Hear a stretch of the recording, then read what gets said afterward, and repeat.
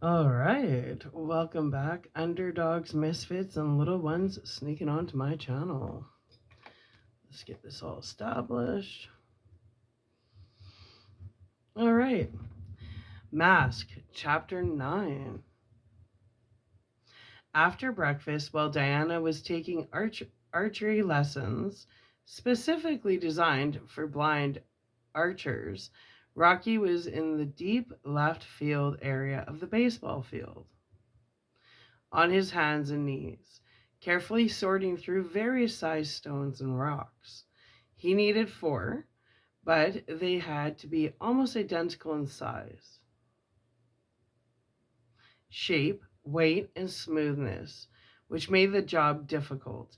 20 minutes later, when he made the final selection, all four stones about the size of a peach pit, he shoved them in his pocket and walked quickly to the camp canteen. There, he bought only one item, a small size box of Johnson and Johnson cotton balls. Next, he went to the dining hall, which was almost empty by then, bought a can of Coke from the machine, and hung around, occasionally strolling to the windowed kitchen door and glanced in. Around 15 minutes later, when the chief, or sorry, around 15 minutes later, when the chef, a counselor, and a dishwasher, a CA, finished cleaning up and came out the door, he watched them leave the hall, then went quickly into the kitchen. He placed the box of cotton balls on the counter, grabbed two small pots hanging above, went to the sink, filled each pot with water, carried them to the stove, placed them on separate electric burners, switched one to high heat, the other to low. Now he reached into his pocket, removed two stones, dropped one in each pot. Lastly, he walked to the big freezer refrigerator, took out his other two stones, placed one in the freezer compartment, the other in the refrigerator section. He left through the back door. Diana was sitting on the grass at the archery range with five other campers, listening to the counselor give instructions to a 15-year-old boy. Rocky glanced at his watch, took her hand, and helped her up. "We're almost late for class," he whispered. "What class?" "Rocky's class." She smiled, shrugged, held his hand as they walked quickly over to the dining hall and around to the back door of the kitchen. As soon as Rocky closed the door, she knew where they were from the strong food smells. "We shouldn't be in here," she said quietly. "Yes, we should. We're going to get so busted if they find us here." "Nah." He pulled up a high kitchen stool. "Here, sit," she said cautiously. "What are you doing?" "Wait. God, you have no patience." He went to the stove where one of the pots of water was boiling, turned off both burners, then walked to the freezer compartment of the refrigerator, opened the door, grabbed the stone, ran the back to her, opened her hand. No! He opened her right hand, placed a freezing cold stone in it. It felt like an oddly shaped ice cube before she realized it wasn't wet.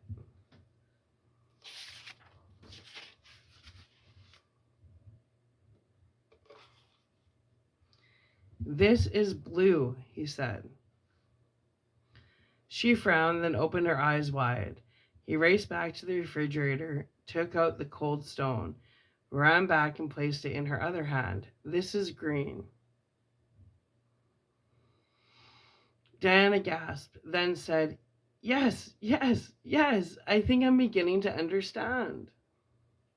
Now he went to the stove, looked at the pot of steaming water that he had just stopped boiling. He glanced around the counters, looking for some kind of utensil to pick up the stone.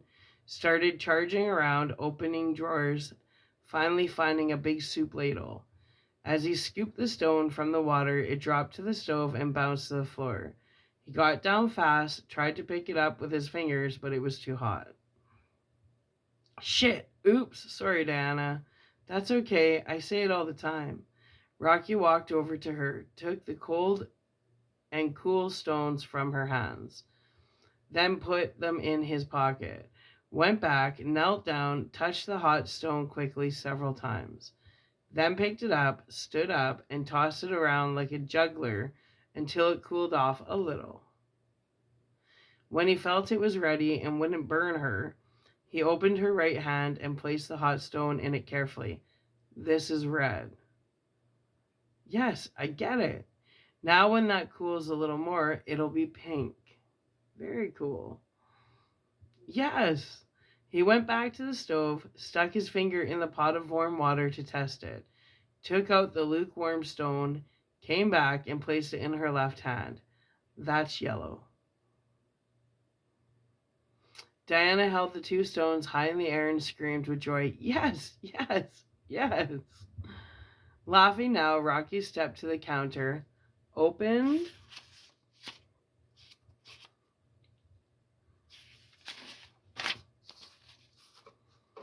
the box of cotton balls, grabbed a big bunch, took her right hand and patted it all over with the fluffy cotton.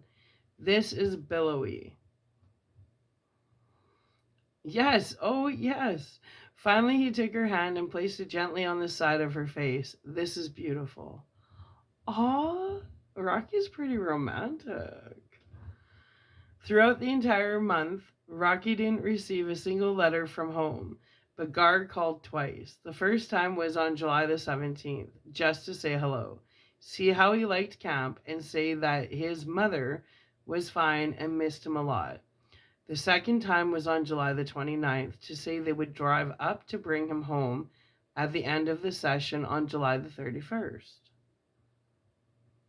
On Sunday evening, July 30th, as was the custom following each summer session, there was a big party for the campers called New Year's Eve in July. All the tables had been removed from the dining hall. It was decorated with multicolored streamers and balloons. A disc jockey console was set up near the kitchen with stereo speakers in all four corners of the room, and the bar was open with all the soft drinks you could handle. From 9 o'clock on, more than 100 campers and a dozen counselors jammed the floor and danced to a wide assortment of numbers. From fast, heavy metal rock to relatively slow country and western ballads. For Rocky and Diana, it was a happy and sad evening. They couldn't believe the time had passed so quickly. Still, they'd been together every day except the first. They've enjoyed the most exciting 4 weeks of their lives, and it certainly wasn't the end of anything for them. It was just the fantastic beginning of a very special relationship. They stayed close together all evening, of course, dancing, talking, sitting at the bar, and going outside several times for a walk in the cool, mountain fresh air. Rocky described the stars to her as best as he could and explained why they always seemed closer and brighter at high elevations. Then at 5 till midnight, they were back on the dance floor again with all the others, and the tempo changed to a slow, romantic number. Prior to the traditional countdown to the new year, they held each other very close. No one else in the room existed. Oh man, he said softly, do I ever have a great one to use now? A great what? Thought. My mom taught me that when things get rotten, I should think of a good memory. Well, tonight I got a beaut. This moment, right now. Can two people use the same one? Sure. Within a few moments, the music was turned off abruptly.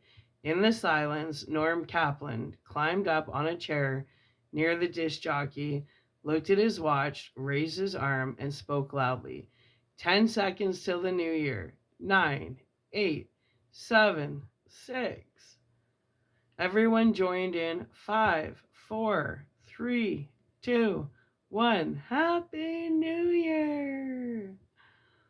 Immediately, the disc jockey played Auld Lang Syne in the familiar rendition by Guy Lombardo and the Royal Canadians.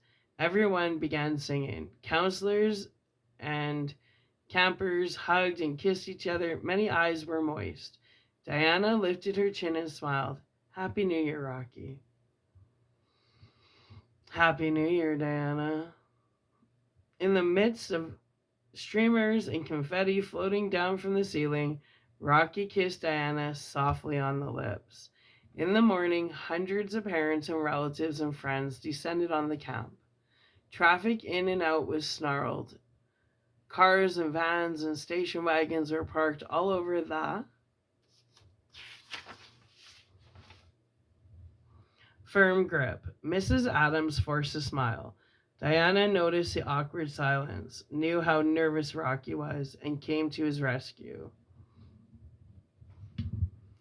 Rocky was voted best buddy and friendliest camper. That's wonderful, her mother said. Her father picked up her bag. Well, we better hit the road, honey. Want to beat the traffic? Okay. Nice meeting you, Rocky, her father said. Nice meeting you, too. As they ushered Diana away, she sensed that something was terribly wrong. Everything was happening much too fast. She turned and tried to make it better. Bye, Rocky. Call me and send me tapes. I will. Bye, Diana. Hurt and angry, his eyes filling, Rocky watched them until they disappeared into the crowd. Why couldn't he have thought of something to say? Why had they made it so painful and embarrassing? What would they tell Dan in the car? Damn, damn, damn, he said out loud. Well, it didn't matter, he told himself. Her parents couldn't change anything. He'd call her regularly. He'd send long tapes. He'd even visit the first chance he got. San Marino wasn't that far.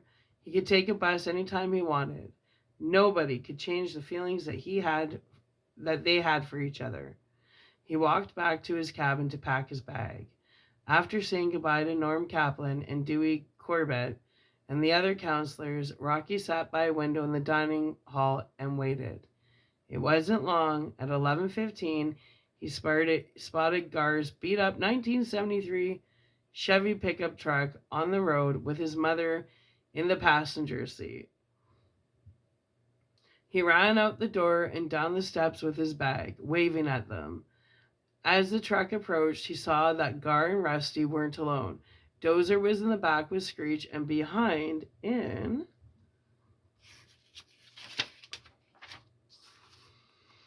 single file on their Harleys, were Red, Canuck, Stickman, and Sunshine, all waving to him. They pulled up and revved down in clouds of dust, and Rusty raced towards her son with arms wide. She hugged him so hard he lost his balance. Gar came running with Dozer and Screech, followed by Stickman, Canuck, Sunshine, and Red, yelping up a storm. Screaming, hugging, kissing, barking, Screech was running in circles around him. Campers and parents stopped dead and stared at this strange crew. Dozer stared back at them. Mom, I have great news. So do I? You first. She pushed back her hair and smiled proudly. I've stopped. I'm clean as a whistle. All right, Mom. I even called the drug center 2 times, but I hung up. Hey, that's a start. They all turned and started for the truck.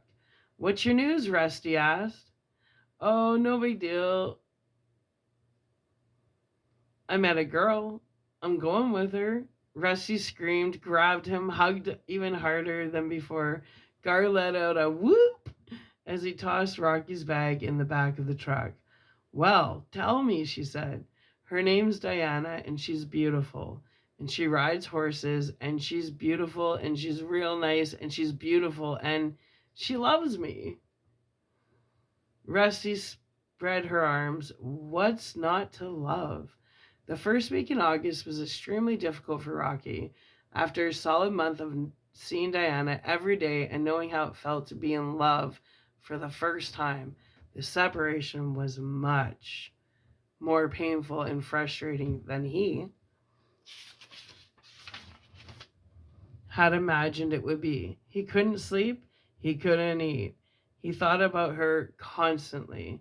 He called her 4 times that first week, spoke to her mother each time, and was told that Diana was out. He left his name and number each time. She didn't call back. He couldn't understand it. It just wasn't like her at all. Every time the phone rang, he jumped, raced to answer it, fully expecting it to be her, and it was bitterly disappointed. And was bitterly disappointed. All he had to remind him of her was the color snapshot the riding counselors had taken and given to him. A terrific shot that he carried around with him during the day and propped it on his nightstand. So the last image he had before turning off his lamp every night was her. He also carried around the 4 almost identical stones he used to explain colors to her. How could she not return his calls? She specifically asked him to call. It was practically the last thing she said at camp, and her parents heard it loud and clear. On Monday morning, August the 7th, after Gar left for work, Rocky stayed at the kitchen table with the phone directly in front of him. He had a strong hunch she called today, and he was rehearsing in his mind exactly what he'd say to her. Rusty, looking fresh and perky in a new white t-shirt with thin blue stripes and cut-off jeans, was preparing an original health food creation in her blender. She shut it off, called Screech over, fed him some of the concoction. Screech wasn't at all sure he liked it. I'm hitting him with some high protein, she told Rocky. Good for his coat. You look real pretty today, Mom. I do? Hey, thanks. You know, I call Diana every day since I've been back, and her mom says she's out. Don't you think that's kind of weird? The back door opened suddenly and Ben came in.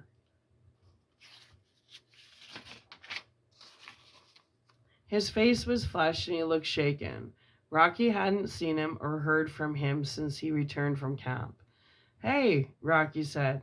Speaking of weird, look who's here. Hey, man, where you been? I've been at my dad's, Rocky. I gotta talk to you. Rocky stood up. I gotta tell you about camp, and we gotta organize the daycare center when school starts. Want a root beer? No, he started towards the living room. Rocky shrugged, followed him in. I think there's some cake. Can you believe my mom made a chocolate cake yesterday? Want a piece? Ben shook his head, avoiding Rocky's eyes. A noose to hang yourself. What the hell's wrong with you? After hesitating, Ben dropped it like a bomb. I'm going to Alaska to work on the pipeline. When will you be back? I'm not coming back. What do you mean, Ben? I'll go nuts if I have to stay here in school, so I quit. I can work up there and make $40 an hour. What about the trip? I'm sorry, Rocky. You can keep the money. I don't want the damn money. I want to go to Europe. What about the trip? Rusty came into the room with a surprised expression. Rocky ignored her. How can you do this? It's all we ever talked about. It's all you ever talked about. Ooh, rough. That's not true. You talked about it too. I know I did. I'm sorry. I didn't mean it. You never know what you mean, do you? Know why? Because you're stupid, Ben. You're so stupid.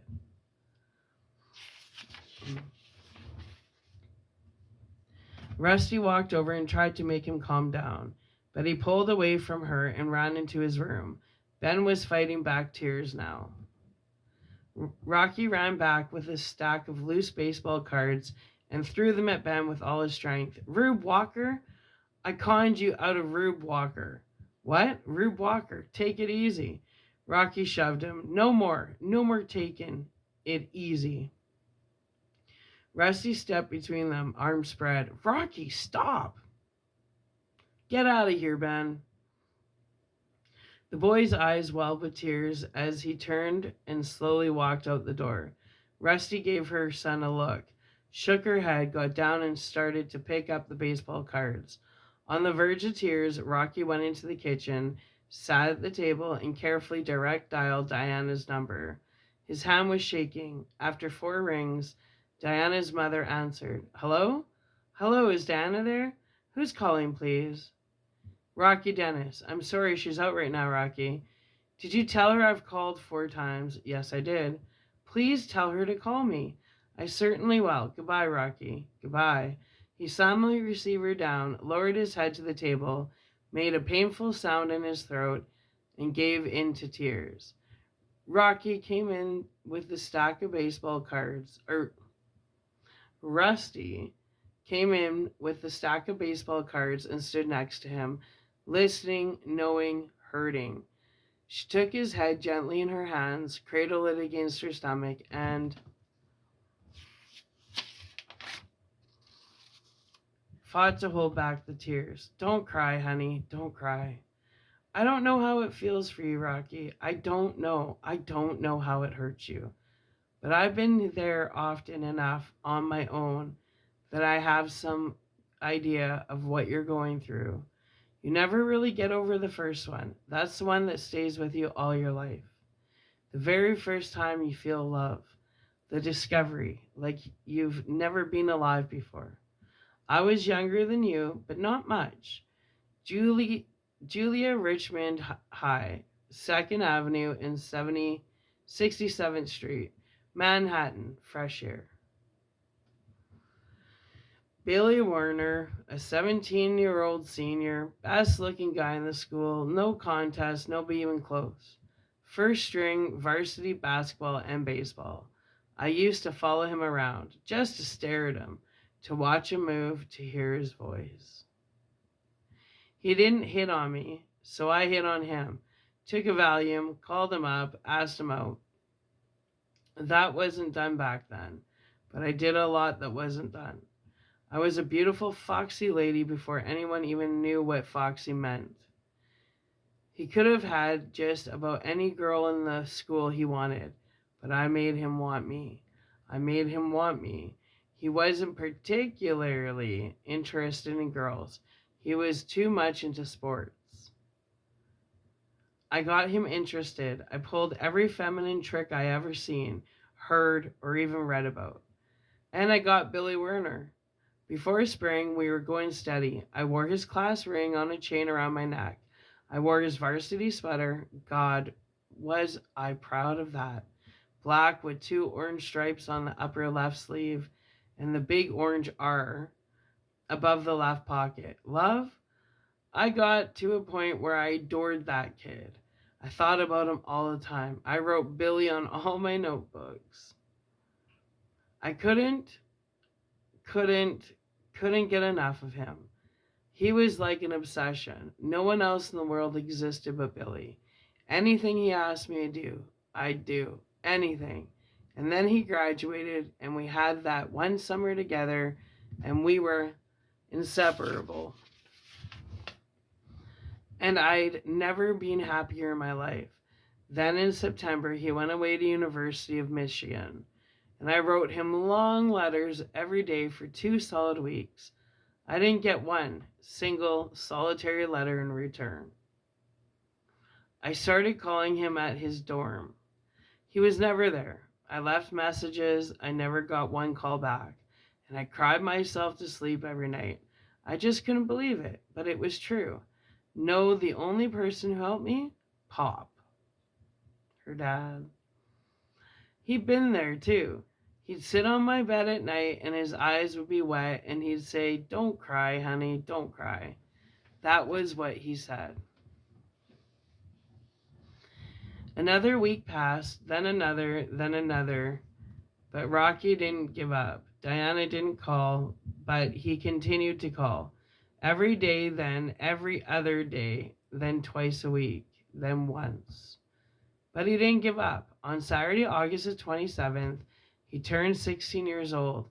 He didn't want a party. He didn't get one. He didn't want presents. He got 2, both cards of 1955 Dodgers.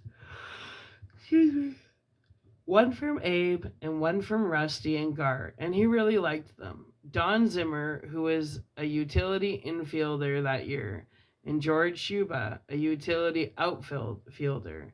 They were among the most difficult cards to find, let alone buy, and brought his total on the board up to 14. Only 11 more to go. August turned to September, and the hurt became less acute. But it didn't go away. It would never go away. Never. When he entered Langley Senior High School on Tuesday, September the 5th, he carried the photo of Diana with him, and even the 4 stones. But he wasn't the same Rocky Dennis he'd been at camp. He changed in many ways, some obvious, some subtle. And the changes started showing from the very first day of school. Back then, 3 junior highs fed into Langley, so the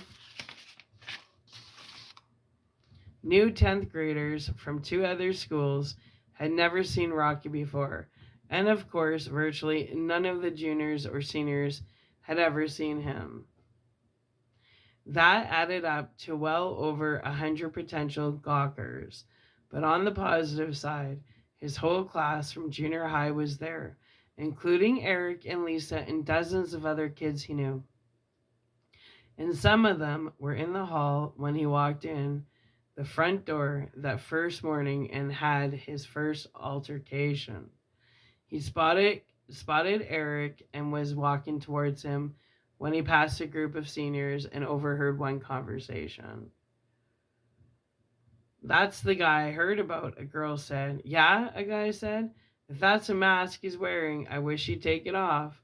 Rocky stopped, spun around, walked up to the boy, a well-built, good-looking senior, and yelled so loud that every student in the hall could hear, "Hey, you!"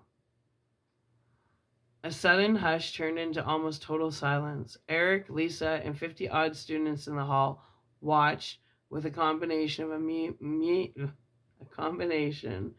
amazement and horror as Rocky grabbed the kid by the front of the shirt and slammed him up against the lockers.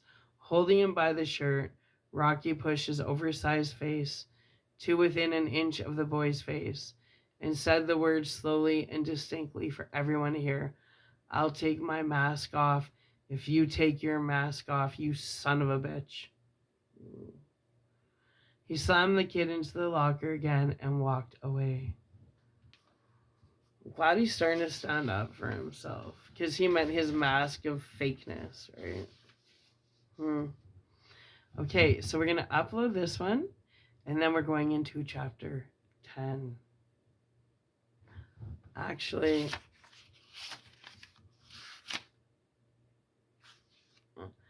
no, we're going to shut her down for now, and because I think we're hitting around 5 a.m., maybe 5:30.